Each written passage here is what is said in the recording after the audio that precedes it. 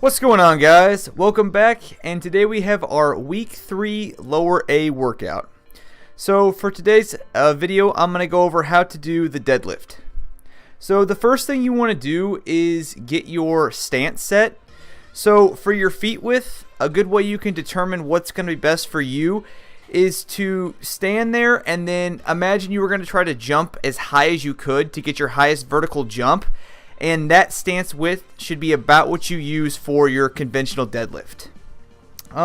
As you line up underneath the bar should be a little bit away from your shins, so pretty much over the laces of whatever shoes you're wearing.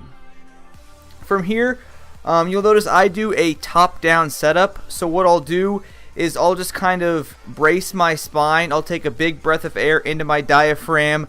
I'll keep that neutral spine from the very top, and then I will just squat down and grab the bar. My grip width is a little bit outside of shoulder width. Once I grab the bar, I will just rotate my hands into the bar to create tightness, and then I will pull the bar against my shins. And that's why I'm wearing these longer socks right here, and that's because as you perform the exercise, you'll actually want to keep it as close to your body as you can, and so you'll actually kind of drag it up your shins and up your legs. So those longer socks just help to prevent it from tearing up the skin on your shins.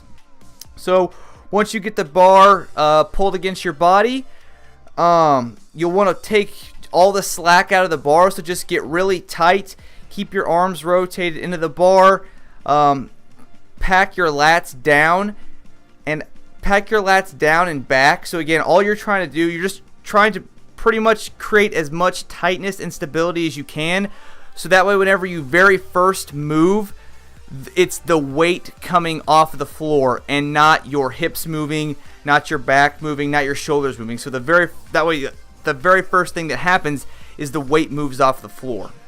So once you get everything really tight, you have your lats packed, you have your arms rotated into the bar, just take a big breath into your diaphragm and then hold it to brace your core.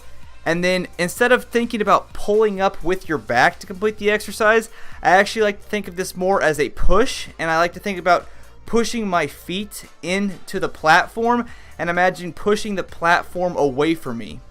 Just doing this helps you use your lower body a lot more, so your quads, your glutes, you get more of that hip hinge action, so you get more of the bigger muscle groups incorporated to more appropriately perform the exercise, so you can lift heavier weight.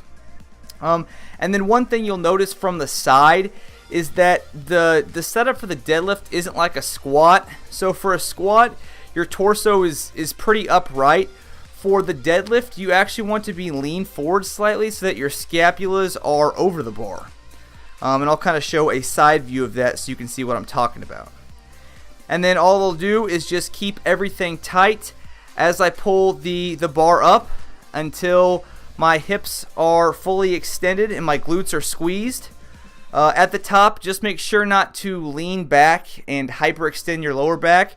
Just keep your head, neck, and spine neutral throughout the entire range of motion.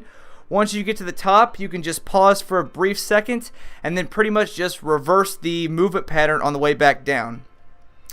And then one last cue is kind of like the squat, and I believe I talked about this in week 1 videos, is that just like the squat, I do all of my deadlift reps independently of each other.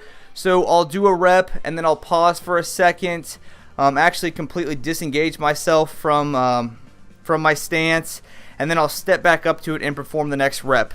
And like I said, the only reason I do this is because, one, it allows me to maintain better technique, better form and tightness, so that way it helps prevent against injury, and also this better tightness, this better technique also allows you to move more weight.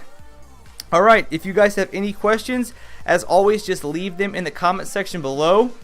Have a great workout, and I'll see you next video.